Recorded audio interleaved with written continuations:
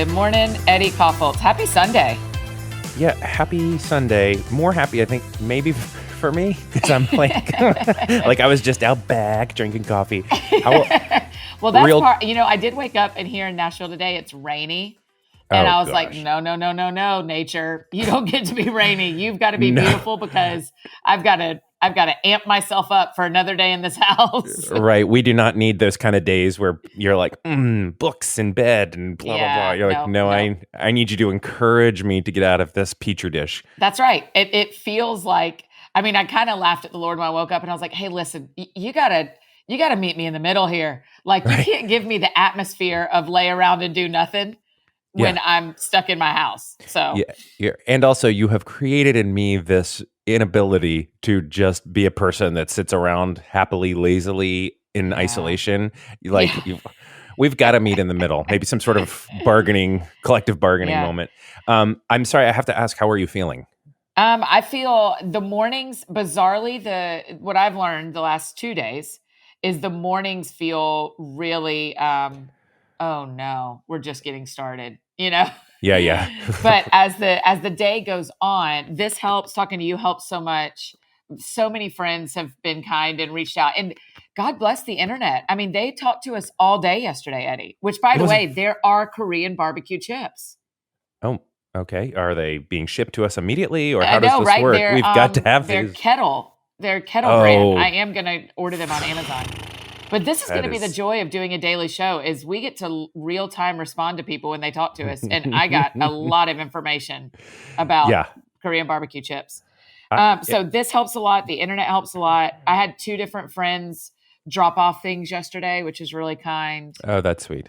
I think it will be a roller coaster, and I don't know how to do Yeah. anything but tell the truth about it. And Right. and today it feels like I wish we weren't doing this today, but Yeah. we Yeah. are. How are Not you? this, by the way. Not No, talking no, to I you. know. Just being in my house.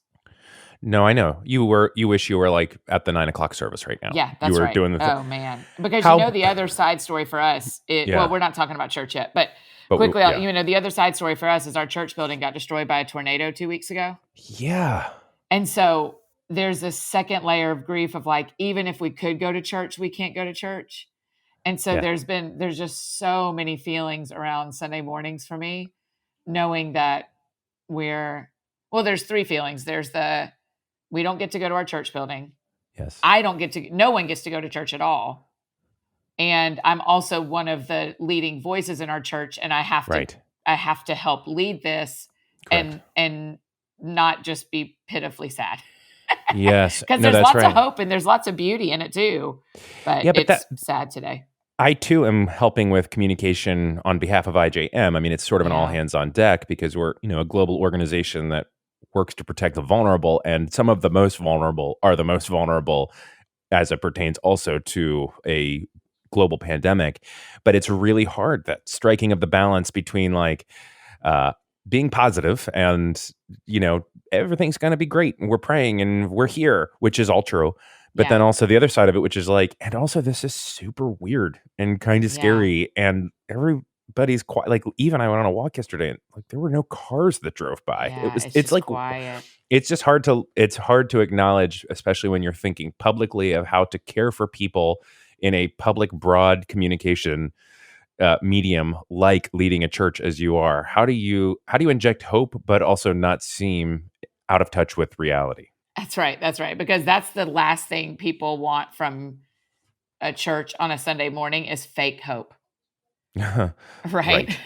Of like, Right. look, you guys, let's just bind together and we'll be fine. This is actually Right. better. You're like, no, this is weird and hard. And Right. so I don't So know then today. you mine hard for the real hope then, That's right. That's which right. And you just kind of say like my what I'm saying to you and what I'll say today on the internet is this is not my preferred method of church. This is not my preferred Sunday. right. I still have a lot of feelings. Also, I will hold in the other hand that I am grateful for technology. I feel like technology has been a lifeline for me. I think about all the Yeah. people who are full-time homebound. I'm Yeah. like, oh, I get it now. Like church online, friends online, people yesterday kept asking me on Instagram, like, tell us what we can do for you. I'm like, just keep doing this. Just keep Yeah. being online with us, Right. Just playing around, Yeah. making jokes, asking questions. That's right. I That's right. no, but okay. So I asked how you're feeling, and of course, because you went with like the full spectrum of Oh, emotion.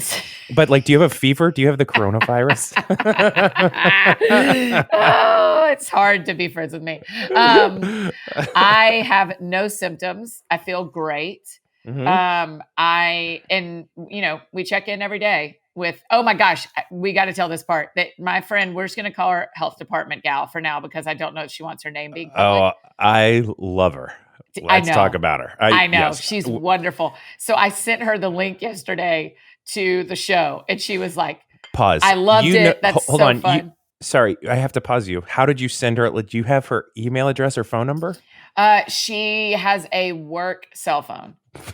That's a health department only, I guess, work cell phone. And it's an iPhone. So we text like, okay, sure. If like the first day that I was, the day she called me, I was not home when she called me, and I had to take my temperature when I got home. So she said, just text me your temperature. Oh my gosh, that is funny. Sorry. And so of course, I sent her the link yesterday. Yeah. And well, she's also talking to 6 of us that are best friends every day, right? She's like in our friend group now. We joke about her on Marco Polo. We're like, hey, next time we all get together, when this is all done, we got to bring health department gal, because she's got to be in it with us. She's got it. I got to see her face. Anyway, so yesterday I sent her the link, and she listened to the show and it said she liked it. And I was like, hey, listen, when you release me off quarantine, will you come be on the show? Oh, we would. With Eddie. Right. She's the end of it. Now, can I read the text that she sent to you? Sure. Because I thought it was very funny. Is that, I think that's not too personal. It's appropriate. Yes, no, it's very appropriate. She said, I listened to your podcast. You are hilarious. And you have such a, quote, podcast voice. I don't know if that's a thing, but it's a thing to me. I listen to a podcast and the person's voice is a no, I can't keep listening. Your voice reminds me of the girl from Podcast Crime Junkie. That's one of my favorite podcasts. That's a huge compliment. So it's not just she's like, thank you, medical client, for additional information about your life. It's like she's commenting on your voice. Also, she didn't really comment on my voice. And are we listening, health department lady? This is a really nice voice. I know. Do you know two other people that have had infectious diseases in Nashville, not around coronavirus, reached out to me yesterday when I talked about the health department. They were like, the Nashville Health Department are the nicest people. They really are. We've had such a good experience, which can be the opposite, right? It can be this person's mean, this person's short, this person's unkind, but our group of friends has interacted with 2 different people at the health department. They've both been so lovely. Lovely. Can we also talk about my other favorite thing on social from yesterday was, despite the just incredible outpouring of questions and high fives for doing the show, was Dave Barnes, who, of course, anyone who has ever listened to your show or listened to music really loves him, but said like, hey, can I be on the show? And right. And then my response was, if you say 3 things that you very specifically like about me, because I know that he does not know me. And that is like, he has no idea who I am in the whole world. And crickets from Dave. He has no idea. And there's nothing you can find about me. Like, oh, you seem to be, the most notable thing about you is you continue to be on Annie's show mysteriously every 6 months. But I love that part. I FaceTimed with them yesterday to see his kids. And I said, if you mean that, you've got some work to do. And he was like, yeah, as soon as we get all, everybody here is kind of staying in their house. And he was like, as soon as we get this all settled, well, I would love to do it. And I was like, okay. Oh, that would be hilarious. It would be so funny. So we started to talk about church a little bit, but I'm aware that this is first Sunday of people quarantined, and I know everybody misses church every once in a while, but it's a whole different thing. Y'all don't have church today in person, do you? We do. Oh, are you going? I'm not going, but our church did not cancel services. And I'm like, listen, Father Alex, what is going on? Because I thought it was crazy. Now, granted, we're a little out in the country, so there's only 2 reported cases here, and they're all isolated. So, and I'm assuming it's less than 250 people. Much less. Yeah. Yeah. All in, much less. But how many people are at your church? At our campus, it's about 4,000. Yeah. So how many services is that? 4. Yeah. So you're 800 to 1,000 a service. It's Yeah, irresponsible to get that many people that's together. right. Even if most of them don't show up and there's only 400 in a service, that's still insane. That's still double the amount that the state of Tennessee would like to see gathered today.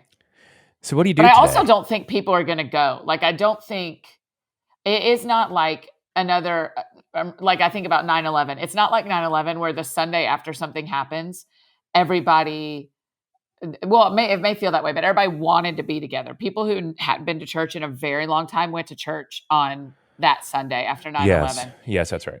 And that doesn't feel like this. People want community, but nobody wants to get sick or be the one who carries the sickness to someone who is more susceptible to it. Right. Mid last week, the public consciousness just shifted, didn't it? And it was like, Yeah. nah, we're staying home until otherwise notified. So yeah, Right.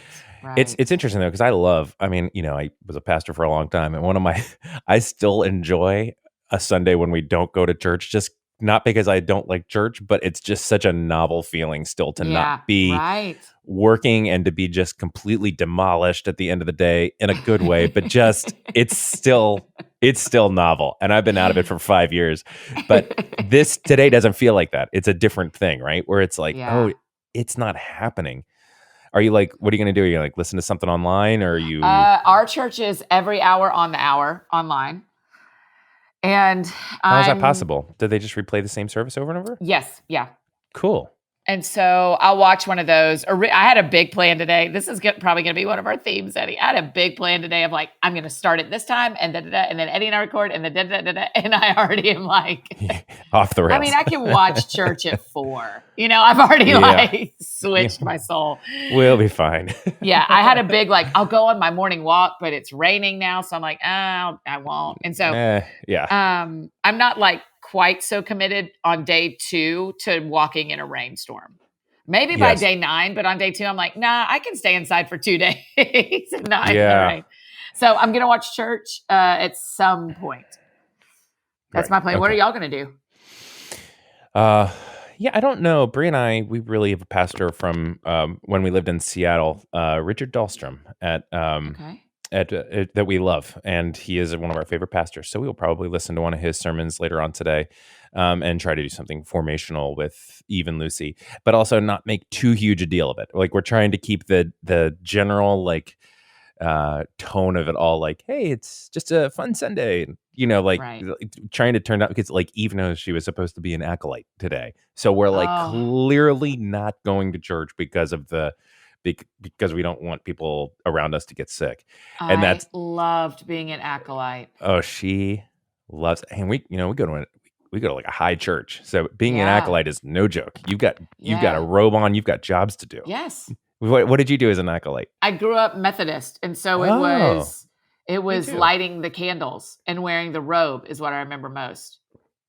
Oh yeah, did we know this about each other? I grew up Methodist too. I don't know. Yeah, that's Oh, one of the reasons I so deeply love Lent. exactly. Yep. Rich, how about all this happening in the middle of Lent? Well, Andy Crouch for the win, right? You Oh, retweeted Andy it. Crouch for the win. What a great tweet of like, I didn't know I was giving up this much for Lent. I was like, Yeah. Andy Crouch, 9 times out of 10 is going to give you something that makes you cry or makes Right. you think. And then 1 time out of 10, he's going to dunk on you. And it is It's never off. It is Right. so brilliant. Yeah, everybody who a week and a half ago was like, "Oh, Billy, I'm giving up soda for 40 days," is now just like, "Oh, who cares?" Right. That's Okay, the so I least want of to it. ask you about that. Do you think that? What do you think about people? Because I saw a couple of times on Twitter yesterday, people going, hey, if you gave something up for Lent that feels too hard now or feels not sustainable with the life you're having to live, that's understandable. Yes. Okay. Because I think baked into that is like a little bit like a little bit of disappointment in yourself, or fear like, am I failing God, or does God feel like I'm quitting on my devotion? And none of that is true. Like all of it is, I think, I mean, maybe I'm wrong in saying that, but I feel like the whole practice of Lent is not to please God, but to prepare ourselves and to Yes. prepare our hearts for what has been and what is coming. And so there's a bit of it, I think, that it's just like, if these are extenuating circumstances, and if your mental health or your physical health is compromised in some way, then like, or, if it's just too much, like it's okay. Like Easter's still going to happen. It's all Right. true. But also at the same time, I say that, but I'm a little bit more on the other side of it, where I feel like I am fighting hard for the normalcy of life, despite the Right. fact that things aren't normal. Like I am going to get up and start my workday tomorrow and do the Yeah. things that, even though I work remotely, and I'm going to still try to do things. So part of it is like, I'm still going to fight for, the Lenten disciplines, because part of it helps me feel like, okay, this thing that's happening, this coronavirus season is actually not all encompassing. It's actually not Right. bigger than those things. But So that's kind of you know, I'm real cautious. Everybody can do what they need to do for Lent. yes, Full stop. right. Secondly, part of me goes, well, if you gave up soda just because life circumstances changed and now it's harder, Yeah. doesn't mean soda is going to make you feel better. Yes. Right. So what if God knew all along that these things were going to be on top of each other? Right. Now, if you gave up water for Lent, please start drinking water again. But Right. No, that's right. but there's part of me that goes like, what if we just went in on this to see what would happen on the other side if we just kept giving up soda, even though we're trapped in our houses? Right. I don't know. Every option. Well, because what we're basically getting at is it's okay. You can start, you can stop, you can dig in your That's right. heels and be above it, or you can be done. But I think it's that little internal check that no one can answer out loud, but that inside Yes. yourself, like, am I giving this up kind of just because I was looking for a reason out anyhow? Or can I not sustain well without? Right.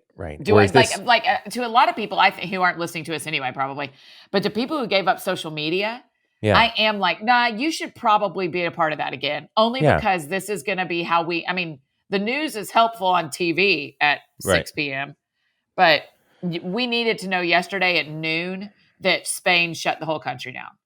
That's right. And so social media, but then I'm like, hey, if you're not eating chocolate or some other, those feel different to me. The self-sacrificing, and now that life feels harder, you want to bring back the thing. You and God got to sort that out. Right. But there are people that I love that have anxiety that it's at a 9 right now. Yeah. I'm at like 0.25, mostly just because I don't want my kids to get sick. All of that spectrum is okay. Maybe I'm under caring. Maybe they're over caring. Maybe we just don't know. And I just feel like this is a deeply personal, how do we handle this? And then it's like, there's that deeply personal of like, what is this coronavirus season doing to you? And then there's the deeply personal of what was Lent for you in the first place? Was it a time of actual, like, what was it? If it was a time of actually preparing, was it a thing you kind of wanted to post on Facebook and so that everybody would know? And again, like it's all okay, but there's okay. Right. There's a lot of deeply personal checks that you got to run the actual answer through. And I just, for me, I err on the side of I am going to give up as little of my life as humanly possible because we are quarantined with coronavirus. Yet at the same time, I want to keep people around me safe. So, but that's me. That's my series of checks, and that works for my like custom recipe. So same. I agree. Everybody's got to sort it out themselves. But yes, I found myself thinking about that a long time yesterday. Yes, that's right. It's hard. And what will it look like tomorrow and the next day? We're ostensibly you're day what of this? 2. Yeah. My kids were in school on Friday. So we're day 2 of this. If this goes even just a week or two, like people are expecting, our next Sunday conversation, maybe just us, wailing and gnashing of teeth. Yeah, that's right. Which does remind me to say something people ask me a lot about that I haven't answered well is how my friend is who actually has coronavirus. Because really sorry I didn't ask that. No, I didn't. I meant to say it yesterday. They're on a totally different quarantine schedule because of her having a fever. Like they're at home. She has a family. They're at home. And their 14-day clock does not even start yet. Yikes. Can you imagine? Until she doesn't have a fever, right?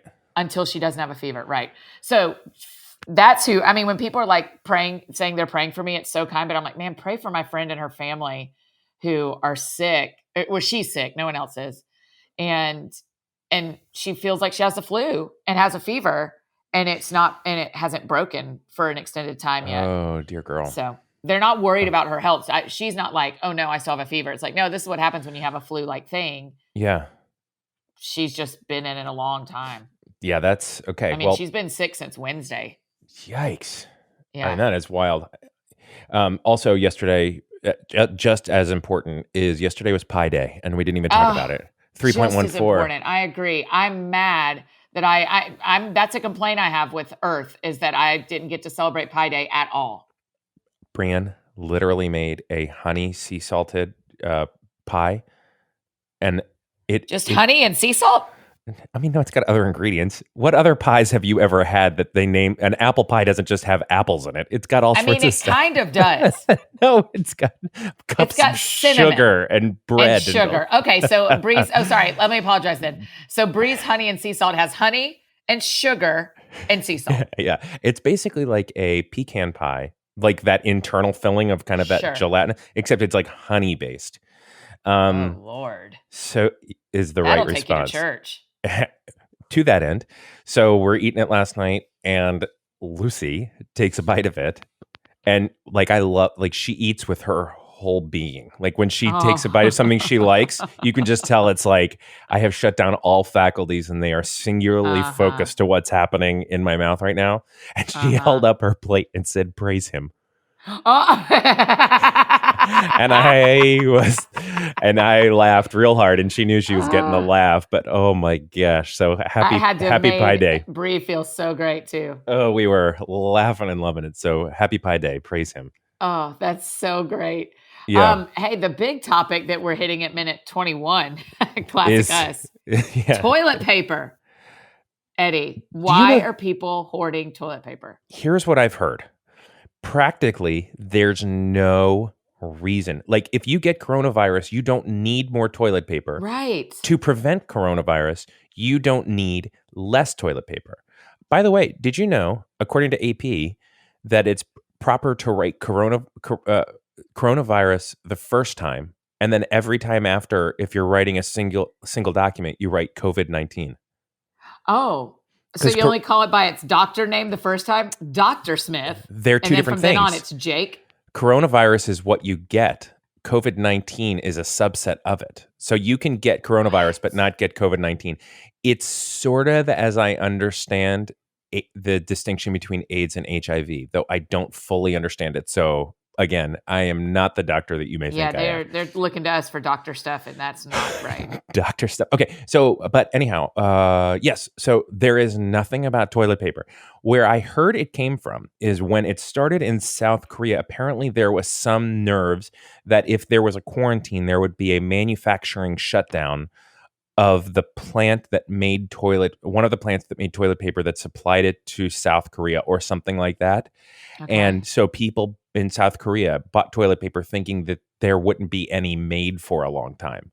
So that kind of makes sense.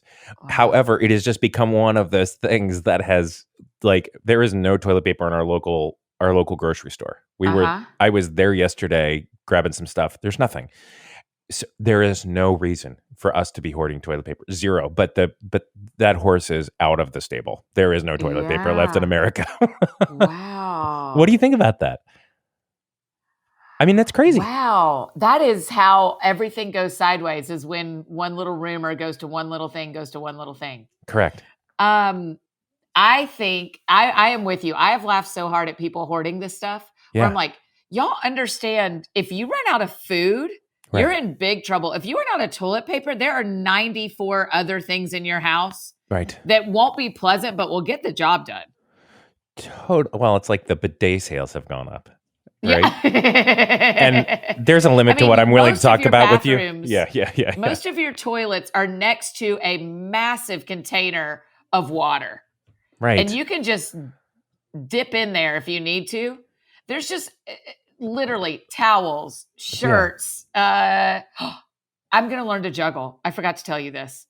All right. Well, that is of every left turn I've ever heard, from ways you can wipe your bottom to you're going to learn to juggle. I was going to list socks And then it reminded me that I'm going to You were use going to socks list to learn to juggle. socks.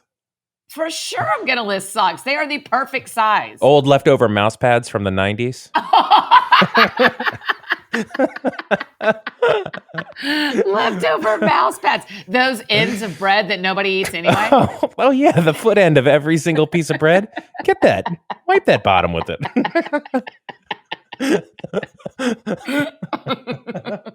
Oh my gosh. Drapes, curtains. Oh, for sure. Just drapes. cut them off a square at a time.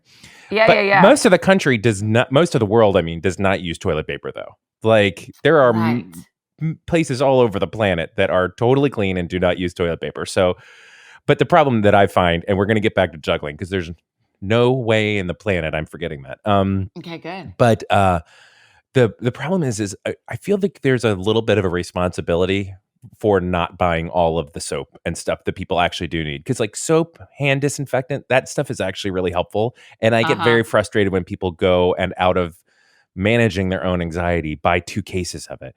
Because I'm like, man, we only need probably 3 or more or less, and there are people that cannot get this that really need it. And that's the only part of this whole hoarding mentality that I don't love is that I get that we're trying to soothe our own fear about this, but also we have got to be good sharers a little bit, right? How many rolls of toilet paper do you need in your house per person right now? What's the right answer? Give people the right answer, Eddie. Per person? Well, yeah, that's the only way to help people because you have 4 people, I have 1 person, and someone listening has 9 in their house. We've got to give them the right math equation. Well, we've got probably the normal amount. We haven't bought any more. We have what we normally have in a house. So each bathroom has probably 4 or 5 in it. So that's 15 times 4. That's 2 or 3 of us. 2 or 3. 2.5 per person. Right. That's a very low number for someone who lives alone. What do you mean? 2.5. If I don't leave here and I use the bathroom every day, multiple times, this is going to get scientific. And girls need it more than boys do anyway. Right. Oh, that's right. I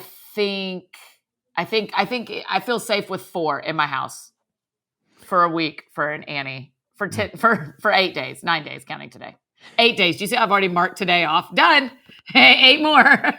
The things we've learned about each other already. We both grew up Methodist. How much toilet paper you use in a week? That really, at this point, there's just nothing. There's nothing sacred. That's right. Yeah, we probably have less because we have saved our mouse pads. So yeah. That's the difference. And I don't eat a lot of bread. And so I don't have a loaf of bread here. I don't need a lot of bread. So that's required me to have more toilet paper because I don't have those ends available. On my Twitter today, people will respond to you with really thoughtful stuff. I'd like only what else you could use. Oh, that's a great. Do we need a hashtag? This is live sorting it out. Do we need a hashtag so that we can trace all the things you can use for toilet paper? I do think so. Yes. That sounds contagious is a little too long, but I did like that joke that I made. I did like that joke, but that also feels like I don't want sick people to feel like we don't notice that they're actually sick. Oh, okay. So recording once again. People might spell contagious wrong. I would like you to know that Brienne, even Lucy, just as a daily segment of the show, are dancing outside of the window as they go and take the dog for a walk. So day 2, nobody in this house cares that you're locked inside. Oh, they love that little joke. I do too, to be fair. Yeah, okay. We're gonna think of the hashtag by the end of this show because we're at minute 29, and I want to make sure we get to the other stuff. But yes, what is today's? Well, the hashtags have to be dated, right? Yes, unless there's one we trace the whole way through. Oh, I see. Oh, what would be the? Two pretty creative people right now. We can't figure it out. I know. Somebody's gonna. Okay, we'll. I think we can tweet that out. We can tweet that out as a question. Yeah, we'll tweet it out today. And we'll declare it. So check Annie's Twitter. You're a lot more engaged and better at it. I end up just making jokes. Okay, so what's my challenge for today? Challenge for today. Here's why I laugh about the challenge. I listened back to the show yesterday just to make sure that I wasn't like being a goofball or, was doing an okay job. Or to make sure you were being a goofball. That's what I'm doing it the right way. I gave 2 little suggestions for challenges, but what I like most is that you like asking for suggestions, but also you're going to make your own suggestions. And I have none today. I just knew I couldn't do something like that yesterday. Okay. I guess that's the nature of a challenge, is I'm not allowed to say no. Well, I mean, you're allowed to say you still have free will and agency over your life. But I guess I'll ask, how did your to-do board go yesterday? It looks great. It's called my quarantine bucket list. Yes, I saw that. It is stout. That is where it says that I'm going to learn to juggle. I'm also going to make beef bourguignon sometime. What is that? I checked off 2 things yesterday. Yeah. Oh, you don't know what beef bourguignon is? I'm not sure I'm saying it right. I'm saying it close to right, but I'm offending every French listener. Yeah. And there are piles of them. It's a very famous beef stew that Julia Child. Okay. I got that. Well, I mean, I guess I'm wondering what's on your list today, because what I don't feel is that I'm a little worried that you're over planning and just what would be helpful today for you to check off that list. I'm going to change my sheets today. That's the only thing I'm going to make myself do on that list. I have a new sheets and a new duvet. And then I'm doing all my other Sunday things of like straightening up the house, putting my laundry away, listening to a podcast. Like I'm doing all my normal Sunday things I do after church. What do you feel like is the biggest, this is a deep question. What is the largest deficit in your soul today? Oh, sheesh. I think it's physical touch. Oh, that's a hard one. Because I want you to get like one of those Temple Grandin squeeze boxes. But do you get that reference? I don't want to explain it. Yeah, I'm not going to. Just leave it. Yeah, I'm not going to explain it. Google it. Yeah, it's not inappropriate, but it's going to take too long to explain. Yeah, that's great. Physical touch. Yeah, because I almost want the challenge to be like, what's the thing that we can counteract with today that helps, like, so something I want, like, I feel like I want the challenge to be something like physicality, something that makes you like aware and alive in your body. Like yoga? Oh, like yoga. Oh. Is that what you're saying? That is what I'm saying. Actually, I didn't realize it, but there's something like, if we feel like, I feel like today, and I feel that too, like if our body is, I know it's not the same as like getting a hug from a friend or shaking a friend's hand, sure. but maybe there's something about like connecting with the physicality of our body that would help a little bit to get through the deficit of today. Because that's kind of what some of the challenges are, right?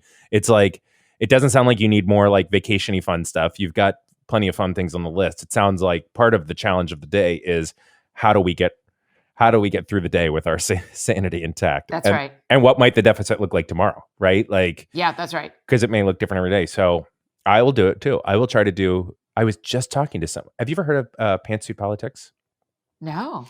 Great podcast. And I interviewed them for Activists the other day, not to like pitch, but they're going to be on the show tomorrow. And we were talking about yoga. And one of them has like deeply sold me on the importance of yoga. She said, so let's do a, not together, let's do like a YouTube yoga video today and see how we do.